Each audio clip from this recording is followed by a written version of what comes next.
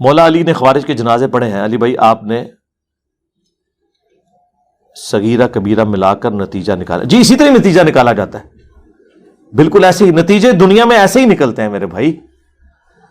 یہ نتیجے ایسے ہی نکالنے ہوں گے. مثلا جب آپ رفع الیدین کرتے ہیں تو حنفی پتہ آپ کو کیا کہتے ہیں؟ رفع الیدین کا حکم دکھائیں. تو رفع الیدین کا حکم تو آپ پھر قیامت تک ڈھونڈتے رہیں گے کہ نبی الاسلام نے فرمایا ہو کہ نماز شروع کرو تو رفع الیدین کرو, رکوع میں جاؤ تو رفع الیدین کرو. لیکن ہم کہتے ہیں حکم موجود ہے.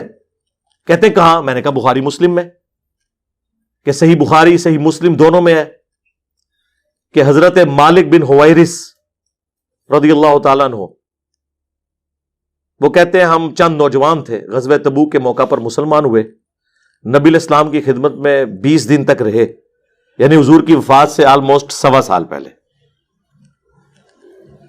اور پھر جب حضور نے دیکھا کہ ہم گھر والوں کے لیے اداس ہو گئے ہیں تو نبی علیہ السلام نے خود ہی فرمایا کہ آپ واپس گھروں کو چلے جاؤ, جب نماز کا ٹائم ہو تو ایک بندہ اذان دے, اور جو تم میں قرآن زیادہ جانتا ہے, عمر میں بڑا ہے, وہ تمہاری امامت کروائے. اور سلو کما رأیتمونی اصلی, اور دیکھنا نماز اس طرح پڑھنا جس طرح مجھے نماز پڑھتے ہوئے دیکھتے ہو. ٹھیک ہو گیا؟ یہ جنرل رول ہو گیا, نماز اس طرح پڑھنا جس طرح مجھے نماز پڑھتے ہوئے دیکھتے ہو.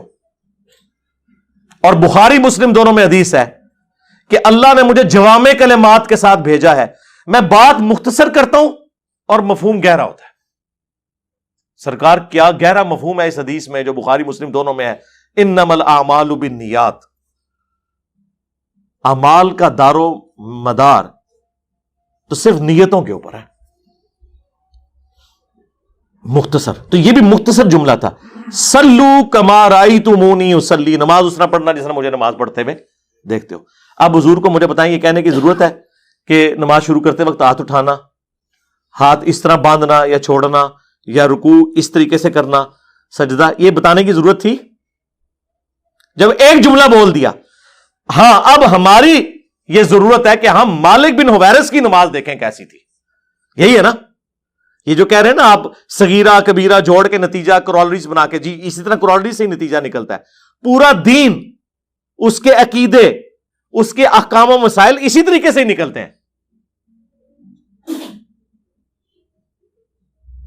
تو مالک بن حویرث کی حدیث بخاری مسلم دونوں میں ہے کہ جب وہ نماز شروع کرتے تو دونوں ہاتھوں کو اٹھاتے. بخاری میں تو اٹھانے کا ذکر ہے, مسلم میں ہے کہ کانوں تک اٹھاتے, یعنی انگلیاں کانوں کی سیدھ میں اور ہتھیلیاں کندھوں کی سیدھ میں, اور رکوع میں جاتے وقت بھی اور رکوع سے اٹھتے وقت بھی.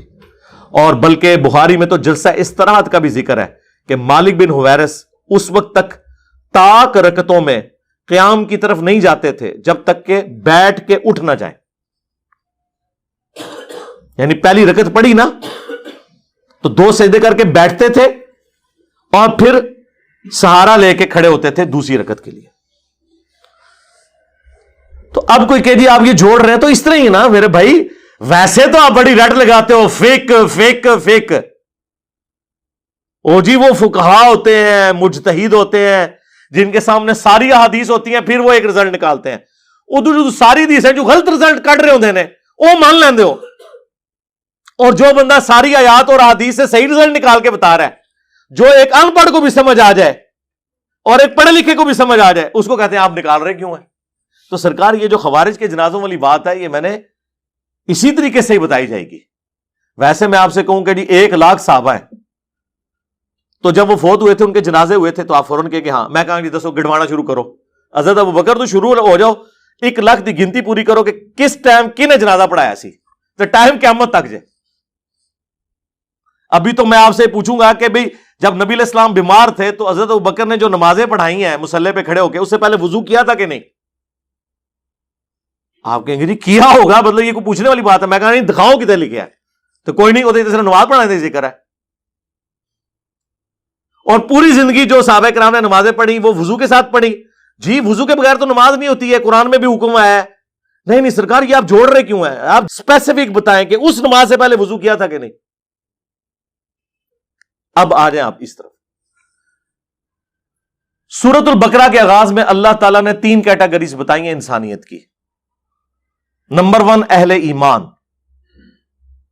نمبر 2 اہل کفار، اور نمبر 3 منافقین. چوتھی کوئی کیٹیگری نہیں ہے. اگر ہے تو مجھے بتا دیں.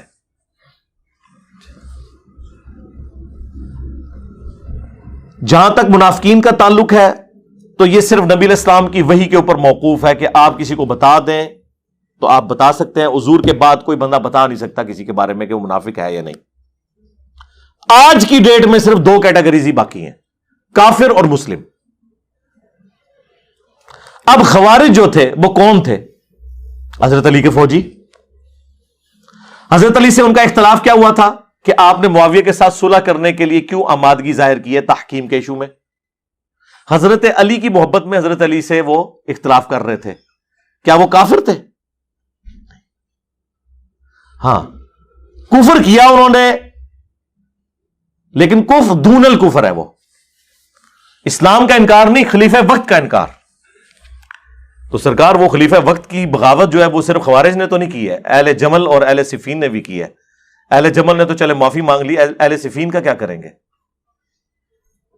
سنن کبریٰ البیہقی میں حضرت عمار بن یاسر کہتے ہیں اہل شام کو کافر نہ کہو بلکہ کہو کہ یہ ظالم اور فاسق ہے، گناہ کبیرہ کے مرتکب ہوئے، کافر نہیں ہے. حالانکہ امام وقت کے خلاف انہوں نے خروج کیا اور بیعت بھی نہیں کی.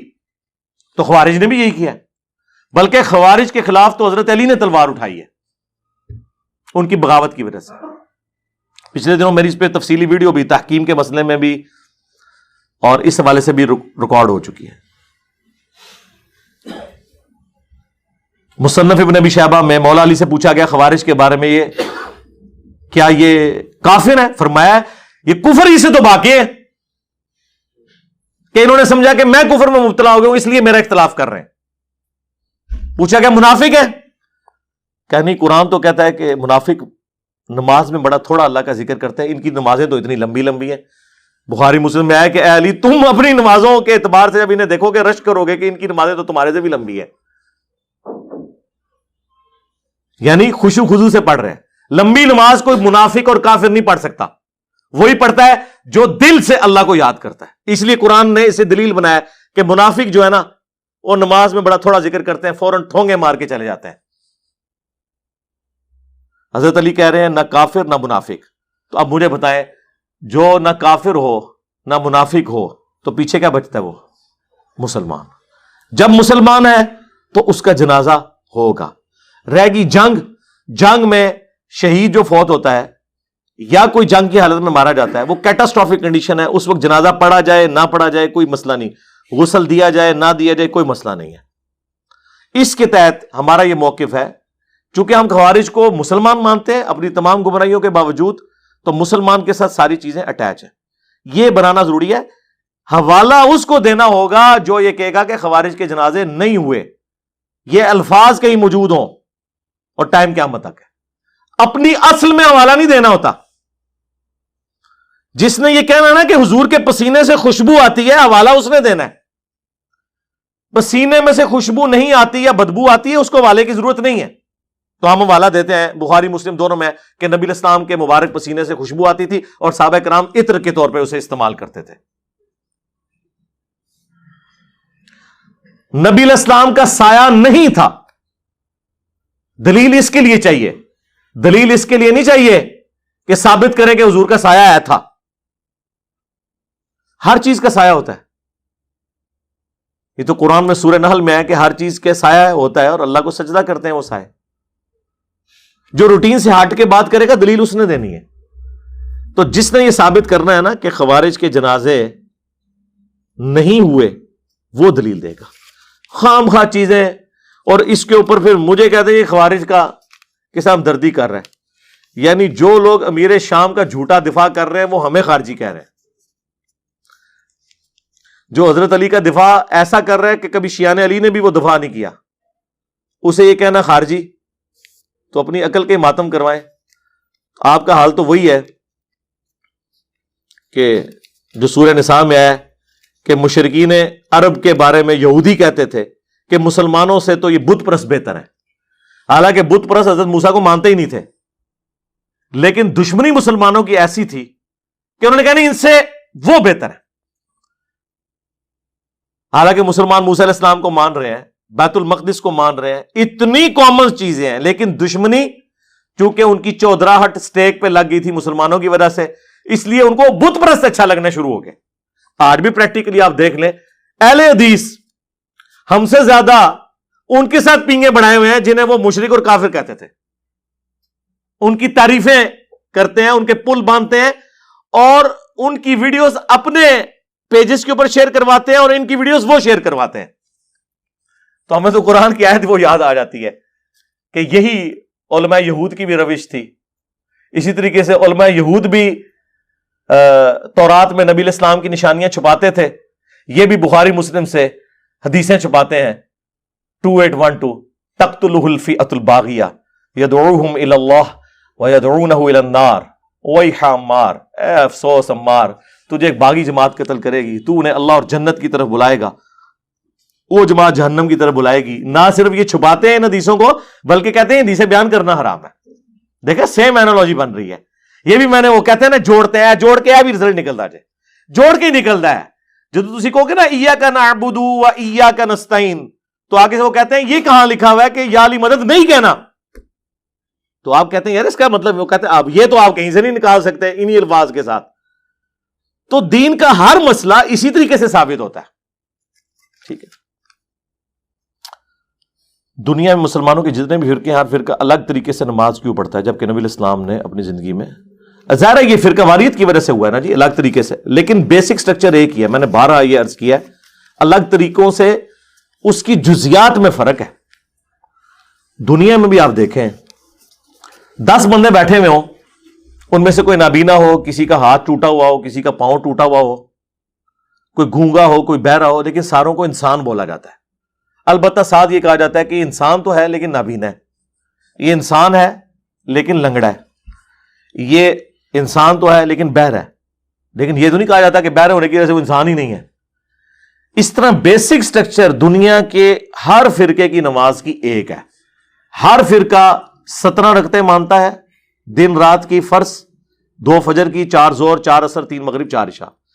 ہر فرقے والا نماز میں اللہ اکبر کہہ کے نماز شروع کرتا ہے، قیام کے بعد رکوع کے بعد کھڑے ہو کے پھر 2 سجدے، 2 سجدوں کے درمیان بیٹھنا، 2 رکعتوں میں بیٹھنا، 2 رکعتیں پڑھنے کے بعد اور 4 رکعتیں پڑھ کے سلام پھیر دینا، یا مغرب کی کیس میں 3 کے بعد سلام پھیر دینا، یا فجر کے کیس میں 2 کے بعد سلام پھیر دینا، یہ سب کے اندر کامن ہے۔ تو بیسک سٹرکچر ایک ہے، اور اس کی برکت ہے کہ ایک فرقہ دوسرے کے پیچھے نماز پڑھ سکتا ہے۔ ورنہ مجھے بتائیں اگر قیام کے بعد شیعہ ڈائریکٹ سجدہ کرتے ہوتے اور سنی رکوع کرتے ہوتے تو سنی شیعہ ایک دوسرے کے پیچھے نماز پڑھ سکتے تھے؟ یا فجر کے شیعہ 2 فرض پڑھتے ہوتے اور سنی 4 پڑھتے ہوتے؟ باقی جو نیٹی گریٹیز ہے، رفع الیدین کرنا نہ کرنا، سجدوں میں رفع الیدین کرنا نہ کرنا، یہ ساری چیزیں نماز کی خوبصورتیاں ہیں۔ جو انہیں چھوڑ رہے ہم انہیں یہ کہتے ہیں کہ آپ سنتوں کے اوپر عمل کریں۔ باقی ہم نے کبھی یہ نہیں کہا کہ نماز کوئی الگ ہے، نہیں، نماز کا وہی طریقہ ہے، میں نے پریکٹیکل اس کے اوپر ریکارڈ کروا دیا۔